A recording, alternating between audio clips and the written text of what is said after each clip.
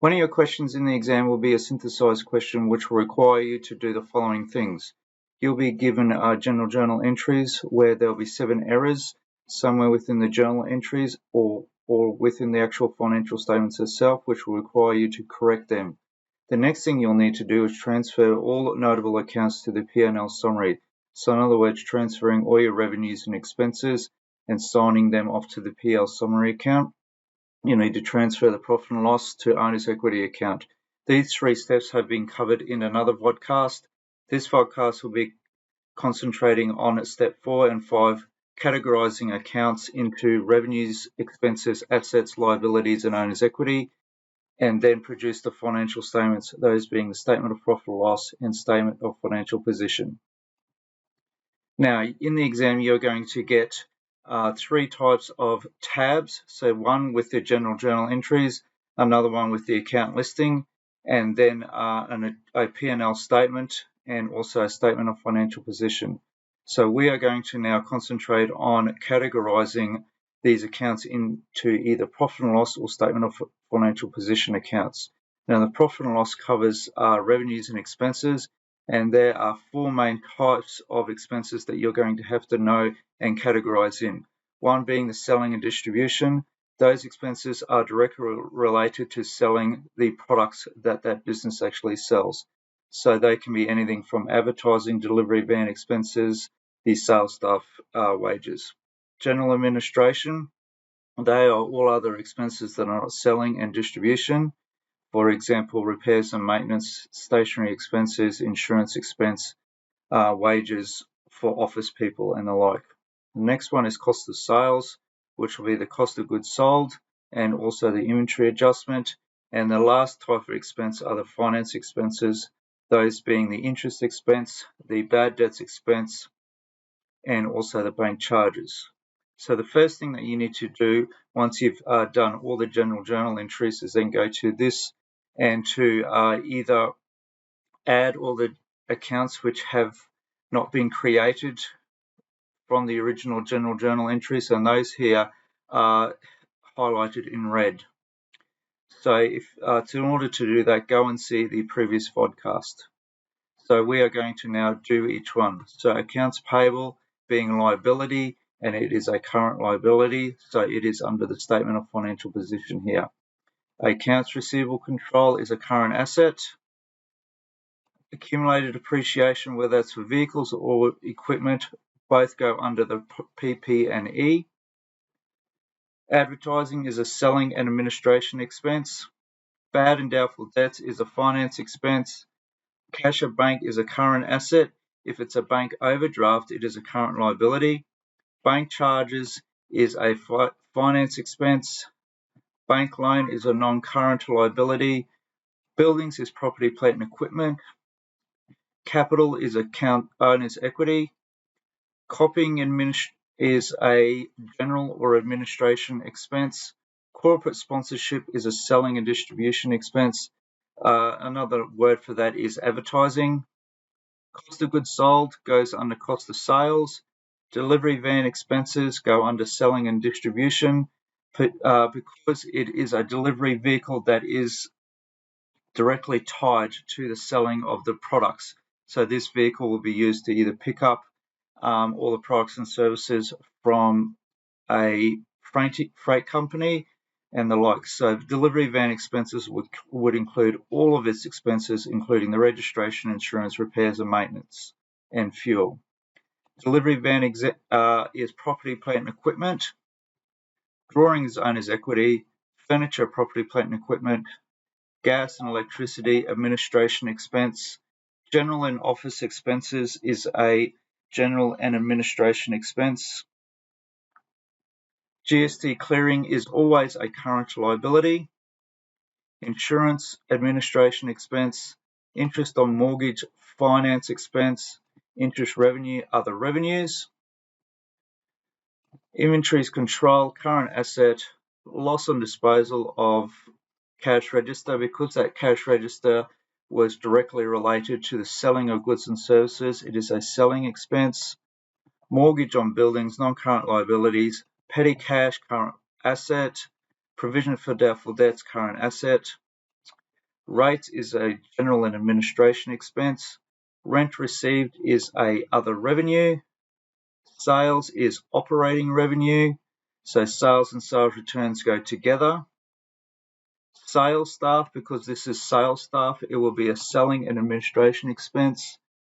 Stationery, general and administration, wages and salaries, because it doesn't say sales staff wages and salaries, you can assume it's a general and administration expense. Inventory adjustment, cost of sales. Prepaid expenses, current asset. Depreciation on furniture and equipment is a general and administration expense. Depreciation on delivery vehicle is a selling and distribution expenses. Accrued expenses, current liability. Legal cost, general and administration. Unearned revenue, current liability. Commission revenue, other revenue. And accrued revenue, current asset. Now they are a lot of accounts to actually remember. The big trick when determining the profit and loss expenses account, I would know the accounts which are specifically selling and distribution. For example, your delivery van expenses, your sales staff, and also your advertising. Your cost of sales is always going to be cost of goods sold and inventory adjustment. Your finance expenses always going to be bank charges, interest expense, and doubtful debts expense. And the rest of the expenses you can assume will come under general and administration. Again, with current assets are assets which can be sold into cash within a very short period. So they will include things like cash at bank, petty cash, which is a small amount of cash held on premises, your prepaid expenses, your accrued revenue, and your inventories. Your current liabilities will always be accounts payable, your unearned revenue, and also your accrued expenses. Another current asset is obviously accounts receivable, and also provision for doubtful debts. Your non-current liabilities will be loans and also mortgages. Owner's equity will always have three, that being your owner's equity, your drawings, and also your profit and loss. So you need to know for the exam what type of expenses and revenues they actually are, and what type of assets, liabilities, and owner's equity they actually are. Now, the next step after that, once you've categorized them into a statement of profit or loss and a statement of financial position, is to then complete the statement of profit and loss. Now, you might get a little bit of help here in the exam, might give you 2 or 3 accounts. And it always starts with sales less sales returns. And as you can see here, there are 3 columns. The only time you will use the first column is when you are putting down all of the, for example, the selling and distribution expenses together. These here is another working column or a total column, and this here is the total column as well. So the main 2 that you'll be using are these 2 columns here, and then just adding up selling and distribution, financing, and general administration. You'll need to know this order. Sales less sales returns. So the easiest way to do this is go back to your account list and put a filter on your profit and loss and your statement of financial position.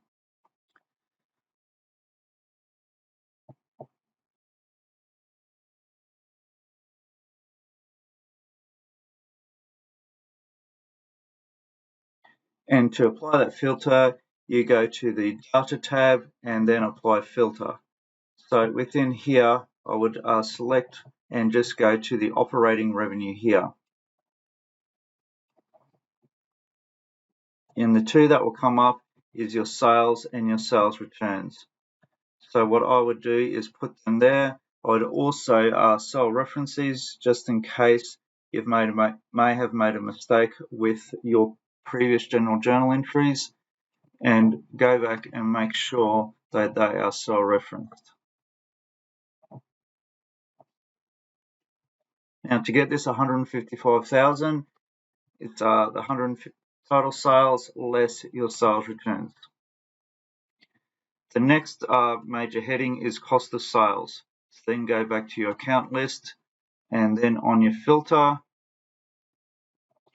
bring up your cost of sales accounts, and you can see here that there are always going to be two here, one being your cost of goods sold and the other one being your inventory adjustment. So then put those across, again cell referencing,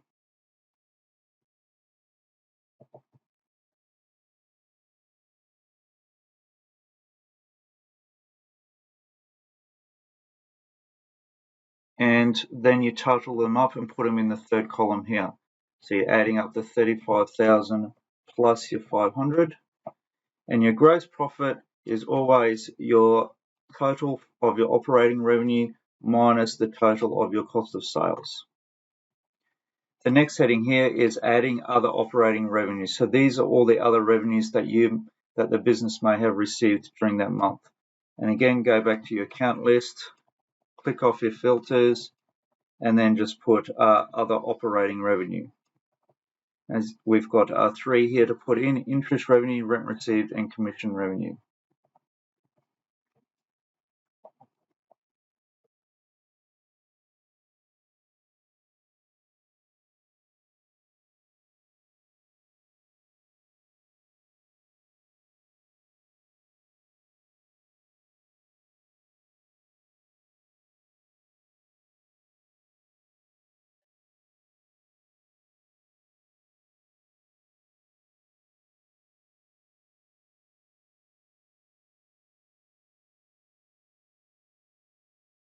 And then you will just add the total of your gross profit to your total of your other revenues to determine how much revenue you've actually earned during the month, less all your cost of sales. After that, the order is less other operating expenses, and the first one will be your selling and distribution expenses, followed by your administration, followed by your finance expenses. Now, just for the time's sake, I will not go and cell reference everything else. These actually can be in any order at all. They could be, you could have had depreciation on vehicles, delivery vehicles first, so you can have any order that you actually like here. And these are always going to be in the first column here. Once you've got all those, you total up your selling and distribution expenses by using your sum function here. So equals sum, and then add all these up,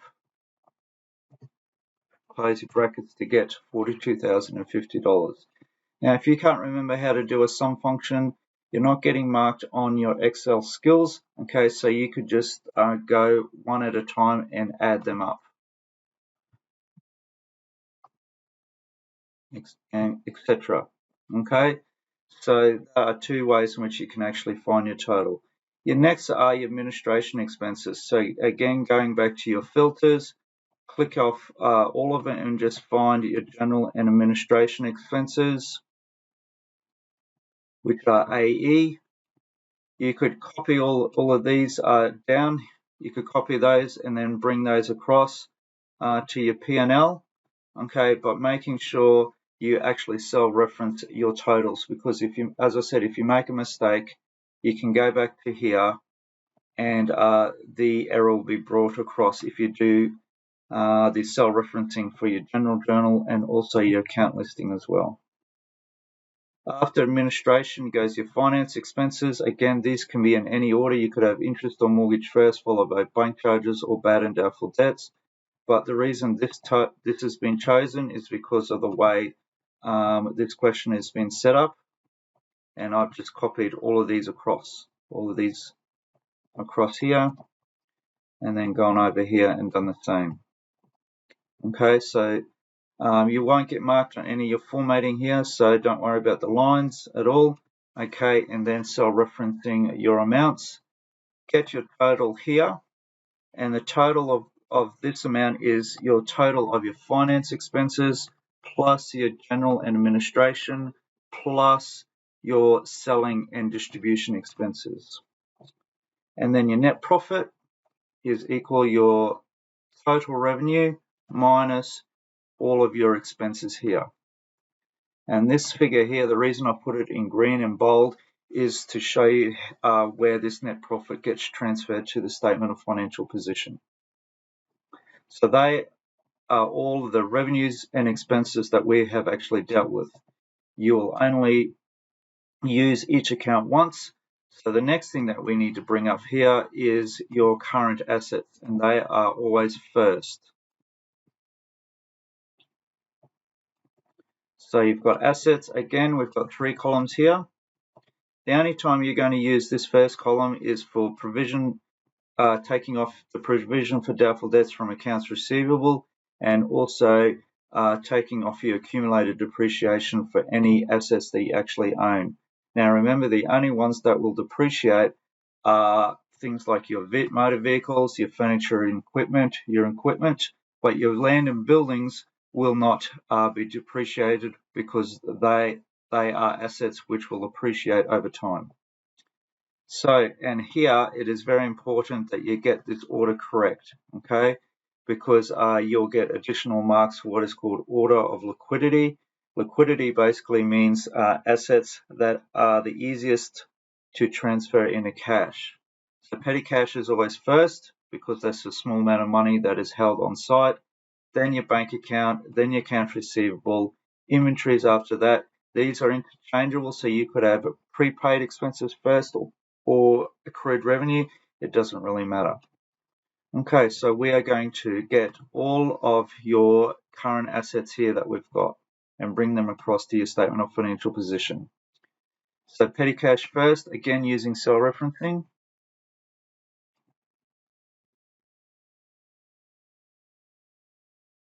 And then accounts receivable.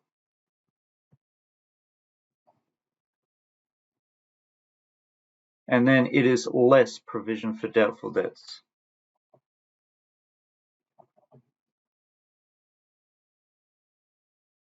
Okay, and then you put a total over here. So equals 6,380 minus your 128. Now, for those people who don't know what provision for doubtful debts, it is basically an account that we use to show that some accounts receivable may not actually pay off their debts. So then we are providing for people who we will not receive money from, and then they will turn into bad debts expense. The bad debts expense goes under finance expenses in the statement of profit and loss. Then bring over your inventories control amount, your accrued revenue, and also your prepaid. To get this figure here, we are just going to add up all of our current assets. Next heading is non-current assets. And under non-current assets, you have what is called property, plant, and equipment. So they are all the assets that you use to derive revenue. So things like your motor vehicles, your equipment, your furniture, computers, and things like that. And again, these should be in order of liquidity. Okay, you could have furniture in front of delivery vehicles, that is fine, but buildings should always be last. So again, we are going to use this first column to get our delivery vehicles. Go back to your account listing, click off your filter, and then put on PP and E. And you'll see here we've got buildings, vehicles, and furniture and equipment, and then we've got 2 accumulated depreciation, one for delivery vehicle and one under furniture and equipment. Accumulated depreciation is basically showing that these assets' value will go down over time. So delivery vehicles, go over here, so get your $65,000. And then we're taking away their accumulated depreciation.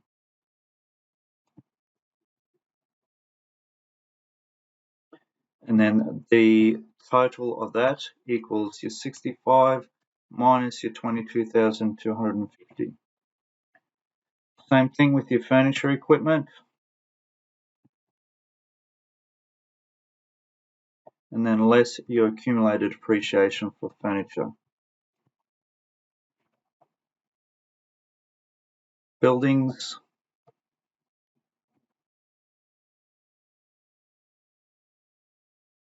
And to get that, again, equals sum function. And we're just going to add those up. Now your total assets is equal to your current assets plus your non-current assets. And then we take off our liabilities. Now your liabilities have subheadings of current liabilities and also non-current liabilities. And again, these are in order of liquidity. You could have GST clearing in front of the accounts payable control, that would be fine. So those could be interchangeable, and also your accrued and unearned revenue could be interchangeable as well. But I always put accounts payable control first. So again, we're going back to our account listing, going back to your filters, and we are going to click on current liabilities, or CL. You can see here, you can copy and paste that across if you like. This is in the second column because there's no workings out for accumulated depreciation or provision for doubtful debts. So we're just getting the amounts here.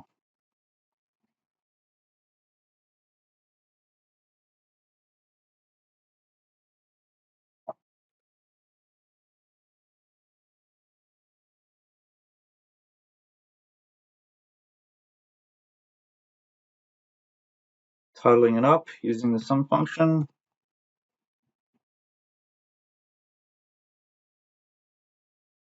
Next, your non-current liabilities. So that will be your loans and mortgages if they exist.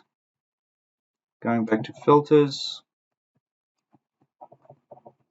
clicking on non-current liabilities. And again, they could go in any order as well.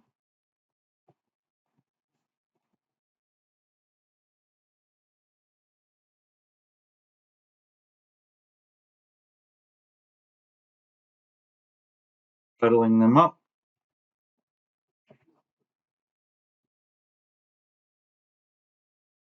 And then get your total liabilities, which is the total of your current plus your non-current liabilities. Now, our net assets represents our total assets less all of our total liabilities.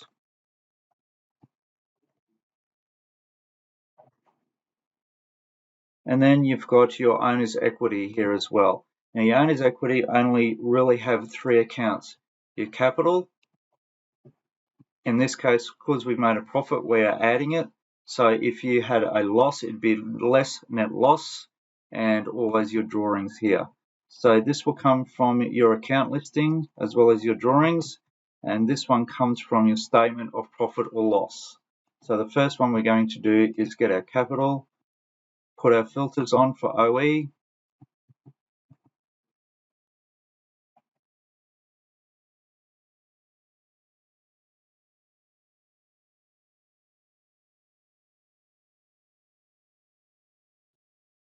getting our net profit from our statement of profit or loss,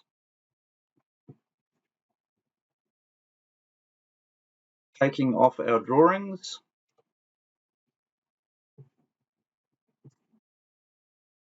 and this figure, the total owner's equity, equals your capital plus your net profit minus your drawings.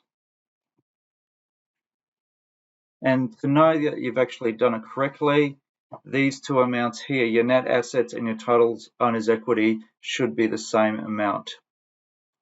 Now, in the exam, if they don't, and if you've got time, go back and try and find your errors or find your calculations. More than likely, it could be a posting problem. So in other words, you may have done one of the problem, the general journals may have been wrongly posted. So for example, you might have inventories here is reducing, but you might have added it onto. So check your journals, check that you've added all of your expenses together. So check these totals up here.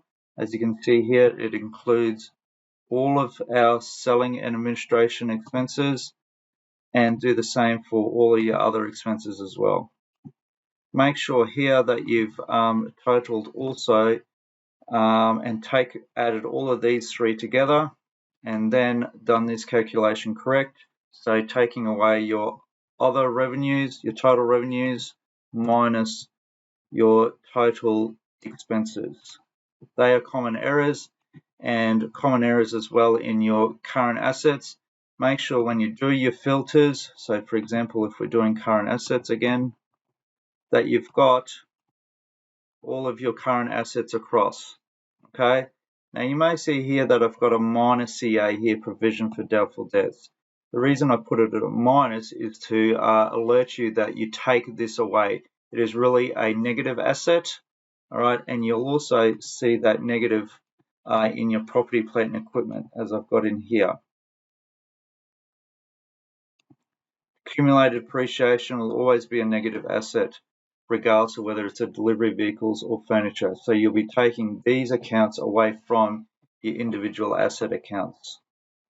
They are the major errors which you'll find. If you cannot locate the errors, I would leave it unbalanced, because depending on how many errors you have made, it actually shows here that you can actually still do and produce a statement of financial position. So there will be one mark here, one dot point in your objectives for completing your statement of financial positions, even though you may have carried through some errors. So make sure you know the format of it and also know the format of here as well. So if you've got a number of issues here in your general journals, because you've done this one correctly and this one correctly, using your criteria sheet, you'll have two marked off in the objectives, and then obviously depending on how many areas you've done, that will determine where you actually have this mark as well. So make sure you can do these correctly.